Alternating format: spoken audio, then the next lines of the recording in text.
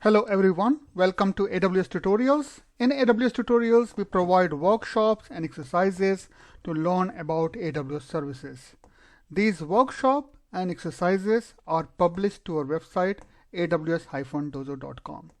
Today, I'm going to talk about how can you create a private API using Amazon API Gateway. So let's get started. So why you need to create a private API? Let's discuss that first. And generally, security is the primary driver for that.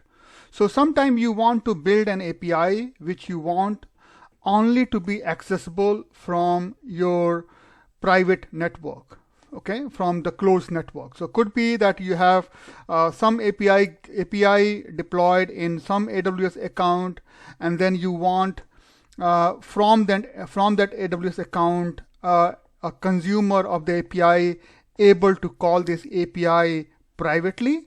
And when I say privately, that means this call will not go over internet, but it will use AWS network, a closed network, internal network to call API gateway. Or it could be that this call is coming from a different AWS account altogether. So your API is deployed in one account, but this private call is coming from altogether a different account. Or the third possibility is that you have some on-premises consumer which is making a private call to your API, and in this case you need to set up some kind of tunnel between your on-premise network and AWS cloud. That tunnel could be a direct connect using MPLS line, or that could be a private VPN.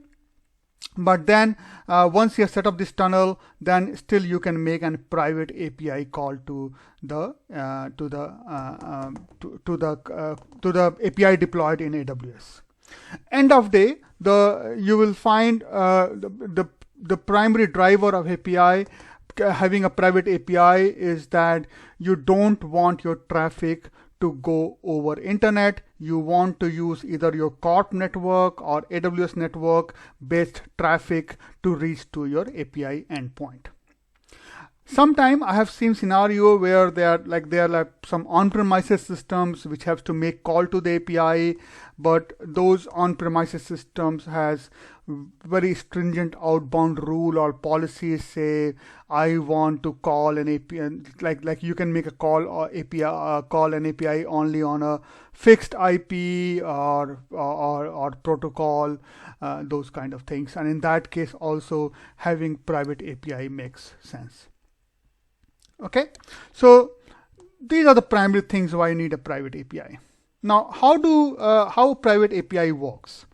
So the way it works is that you first create an Amazon API, then you have to suppose this Amazon API can be this API can be called from various places, various networks. Suppose that you have got two VPCs from where you want to make call to the API. In that case, in those two VPCs, you have to set up VPC endpoints. And actually, these VPC endpoints provide connectivity to the API over the private network, or in other means provide private connectivity to the API. And then after that, you can have consumers at API consumer at various places. So you can have an API consumer in the VPC itself, which is using the VPC endpoint to reach to the Amazon API, or you can have your consumer in altogether a different VPC or even a different account, which then needs to have a network path or access to this VPC endpoint, and then via this VPC endpoint it can access the API. Or it could be the scenario where you have your on-premises consumer, which will again use this VPC endpoint to reach to the API. So basically what you're finding here is that VPC endpoint is the primary enabler for setting up the API. So once you create an API, you need to configure VPC endpoint, which provides private connectivity to the API. And then each of the consumer, whether they are sitting in the same VPC as a VPC endpoint or sitting in a different VPC or sitting all together in the all on-premises environment, they need to have network access or a network path and access to this VPC endpoints. And once they have access to this VPC endpoint, they can always reach to the API deployed in API gateway. So that's how the private API works. Now we will go through the configuration details so that you understand in more detail that how this whole configuration is set up. So let's start working on that. So starting with VPC endpoint, I think it's always a good idea to start with a VPC endpoint. I mean, you can start from the various steps, but I mean, let me start with the VPC endpoint. So how do you configure this VPC endpoint? And VPC endpoint here is responsible for providing a private connectivity to your API. So few things you have to configure in VPC endpoint. So first is when you set up a VPC endpoint, it is always set up for one AWS service, and in this case, that AWS service is actually your API. So you configure VPC endpoint for API for the execute API to be precise, but like AWS API service execute API. So you configure it for the API gateway. Then this VPC endpoints needs to be you have to choose which VPC or subnet this VPC endpoint is created. So you can select more than one subnet as well of the VPC, and this is important because all the consumer application needs to have access to this VPC and subnet. If those consumers don't have access to these VPC and subnets, they will not able to reach the API using VPC endpoint. So the location where you are putting your VPC endpoint, that VPC and that subnet should be accessible from your consumer. Okay, so you configure the VPC and subnet where you are putting your VPC endpoint. And then comes third and very important thing, setting the security group. Now this VPC endpoint is providing access to your API, and your APIs are like generally accessible over HTTP or HTTPS protocols and port 80 and 443. So here you have to configure the security group, that what kind of traffic this VPC endpoint will allow.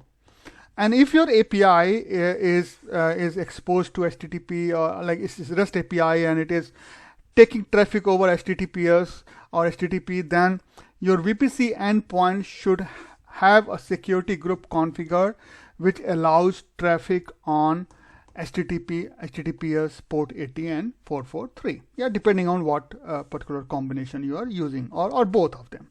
Okay, so you also associate a security group with your VPC endpoint, which in a way becomes a security group for your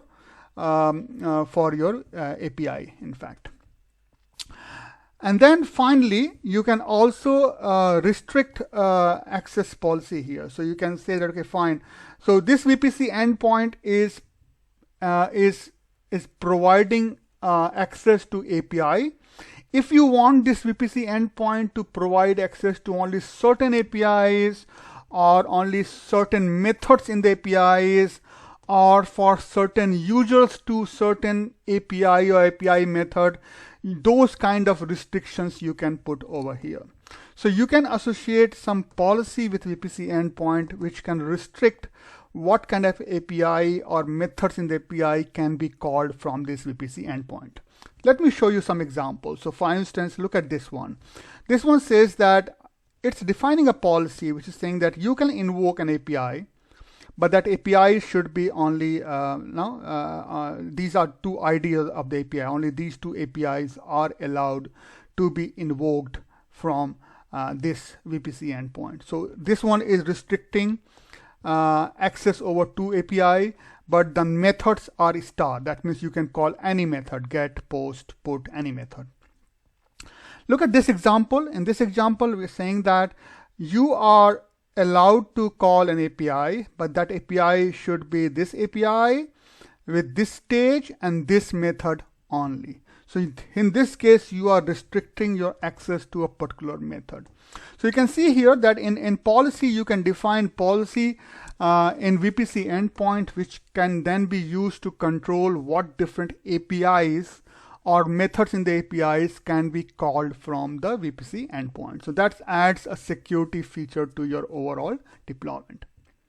Having configured your VPC endpoint, now you can configure your API. Now, guys, you can go in any sequence. Generally, in fact, you have to do a bit of reshuffling. Come here to API and then go to VPC endpoint and do configuration. But I'm going in a sequence where you do VPC endpoint first, then you go to API second, and then you go to consumer third. So next step is how do you configure an API. So your VPC endpoint, assuming is in place. Now you create your API gateway.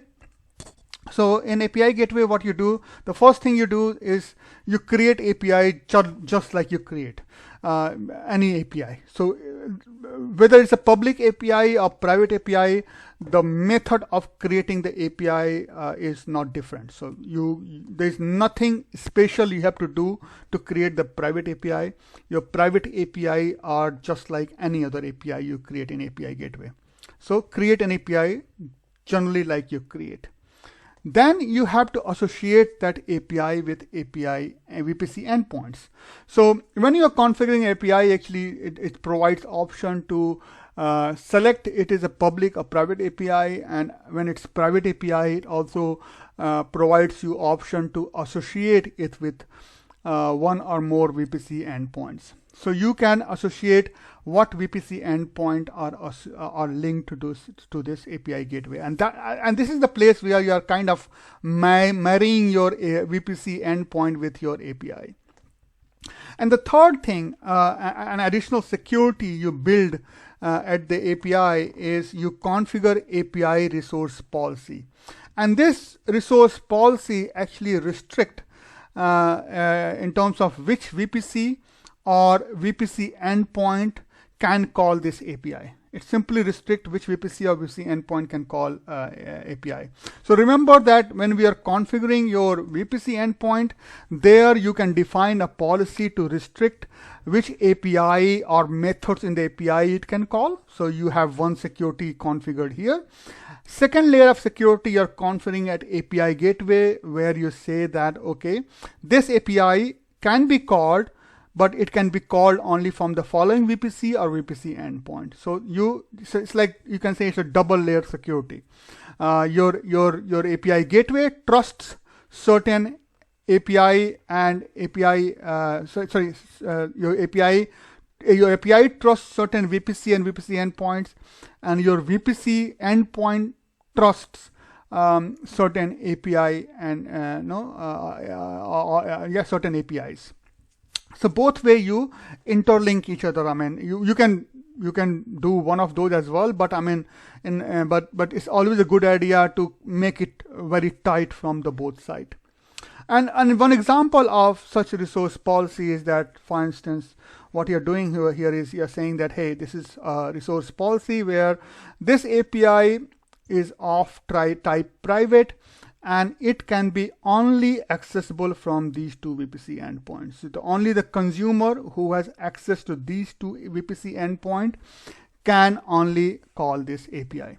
So you try to configure these two policy both at API and VPC endpoint to make it very tight communication between your VPC endpoint and your API. So this is what you need to do at the API. And once you do this kind of configuration, you want to deploy your API gateway, and deployment method is nothing different from what you do in general. Okay. So having configured your API, now your VPC endpoint is in the place, your API gateway is in the place, both are configured properly. tied to each other. Now you need to start calling this API, and your consumer could be in the same your in the same VPC where your VPC endpoint is, or it could be a different VPC altogether. Your consumer could be there, or your consumer could be in the on-premises environment. And in this case, all you need to do is that these consumers should have access to this VPC endpoint. So so for instance, it is an on-premises environment, then you might want to set up some kind of direct connection between this VPC and this on-premises environment, or VPN between this VPC and on-premises environment. If you are using VPC to VPC, either these VPCs could be peer to each other, or this VPC can also use a transit gateway in between to do the peering. So transit gateway based peering. But anyway, anyhow, the bottom line is that each of these consumer should have access to this VPC endpoint. Once they have access to this VPC endpoint, then you can say that this API consumer can make a private call to this API deployed over here. Okay, so having understand this whole communication configuration, let's see how does the URL of the private API look like. So if you look at the any public API, this is how the public API of the any API you deploy the public. This is how the URL look like. You generally will have an API ID, then you say execute API, then your reason code, and then you say AmazonAWS.com, and then your stage name. This is how the URL of a public API look like. Now, in case of private API, it changes, okay? And in case of private API, it looks like following. So it will have API ID, then hyphen, then your VPC endpoint, yeah? And when you call like this is where it becomes like a private API. So you got a VPC endpoint, then execute API, then your reason code, AmazonAWS.com, and then stage. So you can see that between your public and private, you have to embed this VPC endpoint to make up from public to private call in case of private API. Okay, so the URL changes for private API in this way. Okay, so moving on. Few things to worth noting. Okay, so it will make your life simpler and probably will not waste your time doing those things. So few conversions are possible. So for instance, a public API can be converted to private API. A private API can be converted to a regional API. So public API, both regional and edge optimized, can be converted to private API. Private API can be converted to a regional API, regional public API. But private API cannot be converted to edge optimized API. Okay, so few things to know from the conversion point of view. A single VPC endpoint can call multiple APIs. So a single VPC endpoint can have access to multiple private APIs, and vice versa is also possible. That means a single API can have call from multiple VPC endpoints. So there is a there could be many-to-many communication between your API, private API, and VPC endpoint.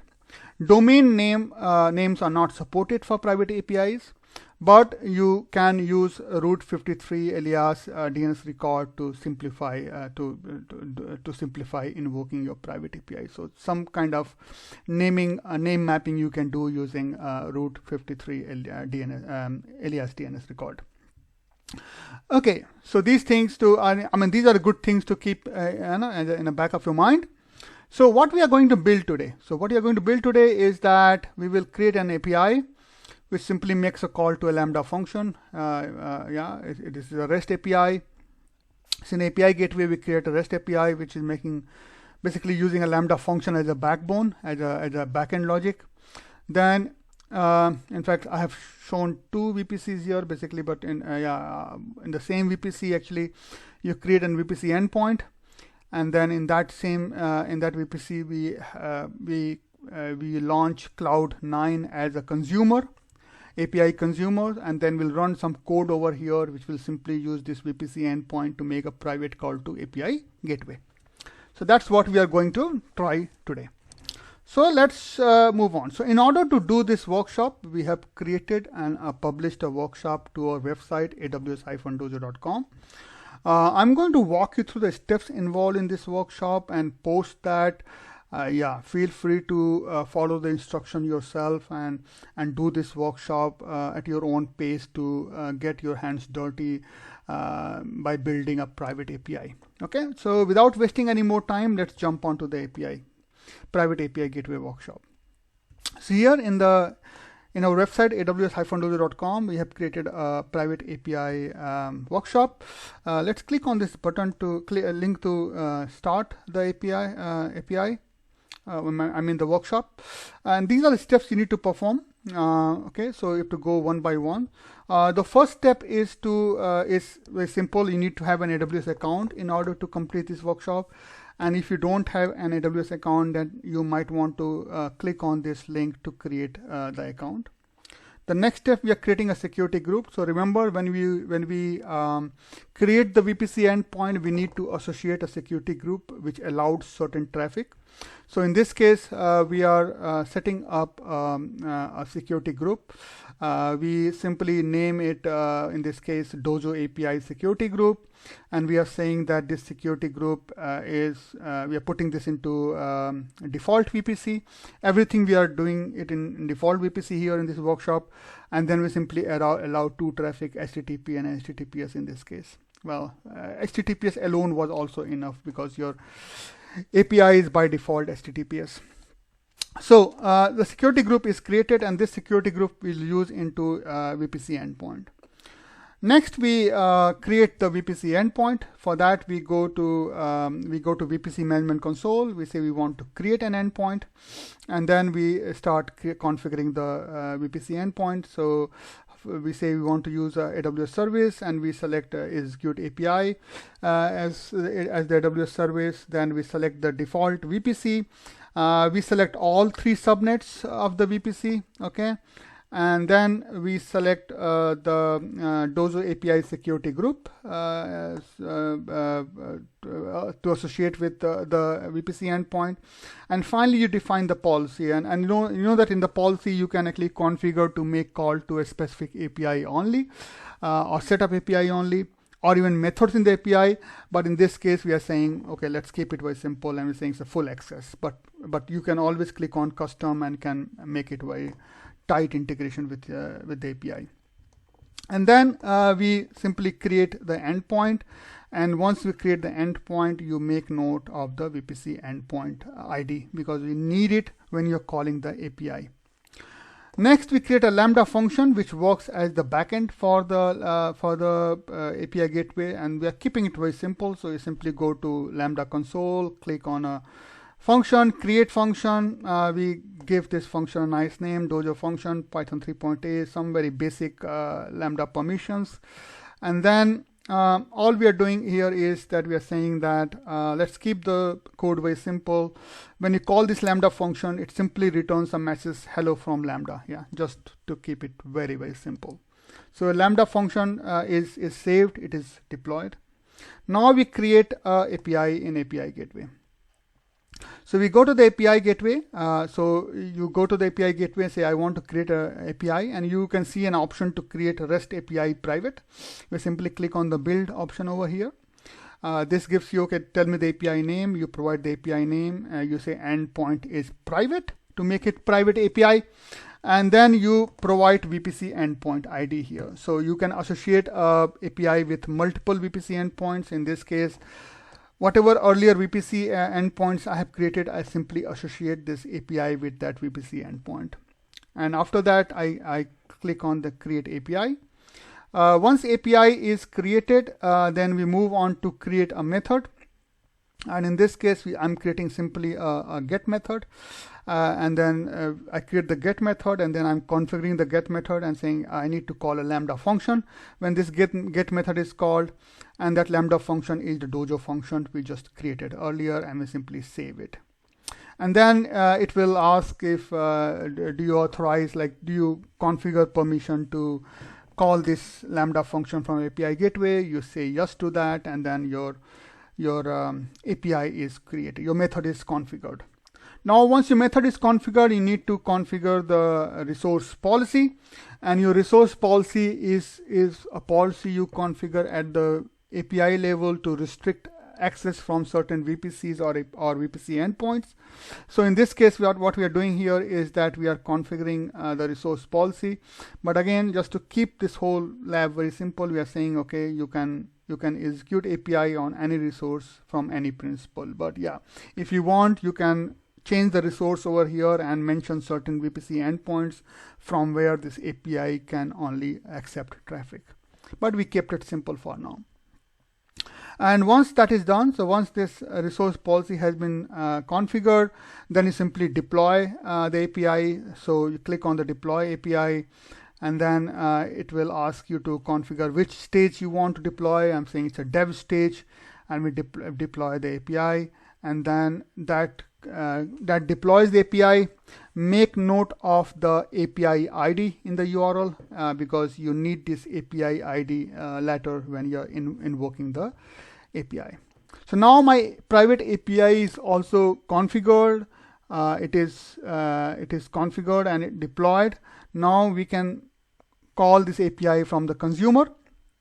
So my consumer is going to be a Python-based code. And for that, we are launching a Cloud9 environment in default VPC. And this Cloud9 environment we will use to create a Python client, which will simply make call to this REST API. Okay, so let's launch this Cloud9 environment. So we launch the Cloud9 environment. So we go to Cloud9 management console. We want to create a new environment. Give this environment a name, and then when it asks to provide the configuration, you say I want to have direct access to this environment, and then go for the smallest instance type possible.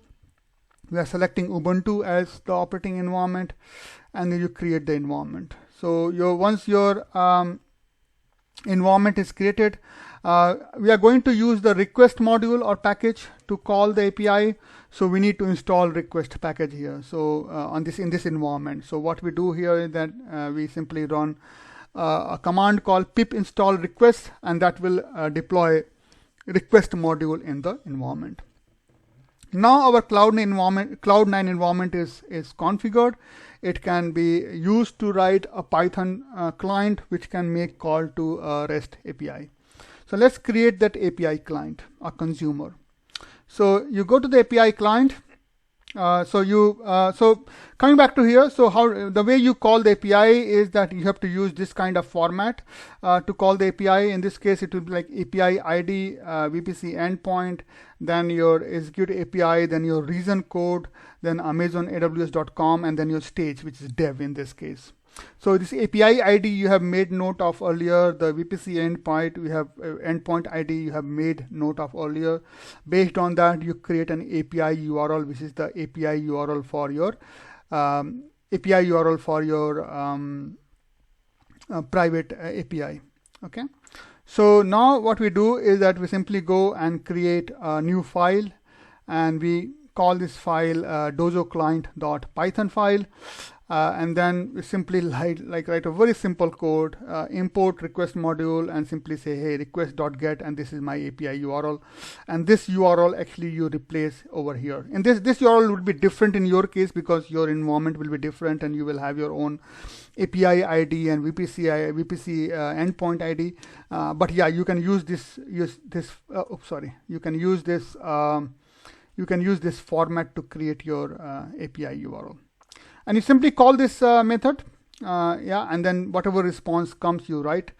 So when you run this code, you can see here that the API is called, which is in reverse calling the Lambda function.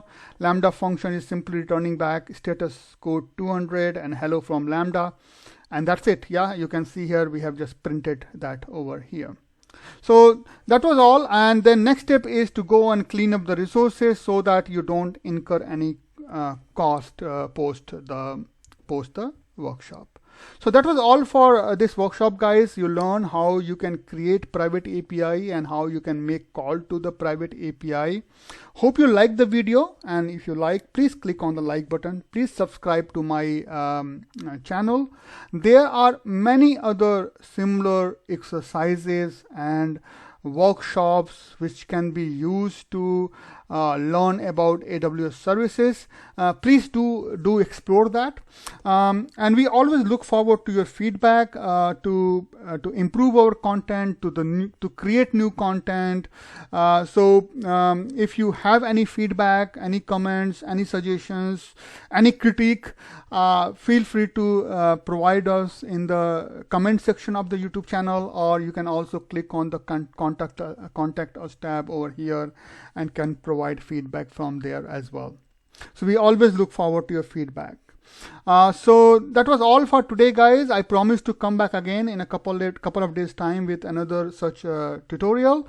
In the meantime, have a nice day and stay safe. Bye bye.